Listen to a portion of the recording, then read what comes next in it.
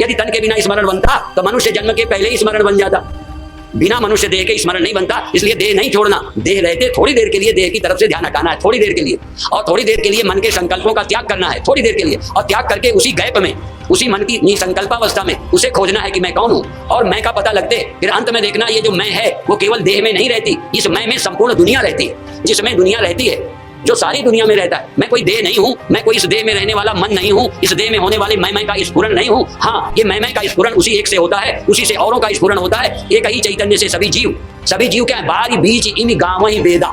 जैसे जल में लहरें, ऐसे जितने जीव हैं, ये जीव फुर रहे लहरें हैं। तो जहां लहरें होती हैं तहां पानी नहीं होता, तो जहां जीव जीव जीव जीव फुर रहे हैं, जीव बारी बीच, बारी में जैसे बीच माने लहर, ऐसे ही ब्रह्म में जीव। तो जितने जीव हैं ये सब किसमें है, ब्रह्म में। किस जीव के पास ब्रह्म नहीं है, और कौन जीव ब्रह्म से अलग है। ये जीव का पहली मूर्ता है कि देह को माना। जब से जीव देह गेह निज मान्यो, तब से जीव ईश बिलगान्यो। जब से जीव ने देह को मैं माना, ये विलग हो गया। तो पहले देह को मैं ना माने और फिर थोड़ा मन का संकल्प छोड़े, फिर जीव क्या निकलेगा, लहर खो जाएगी, क्या बचेगा, पानी। अब देखो, लहर में पानी में भेद क्या है भी, और लहर शांत हो गई तो क्या है, पानी। अच्छा, लहर खो जावे फिर लहर मिलेगी पानी में। ये जीव क्या है, बार बीच का मतलब हैं भी और नहीं भी है।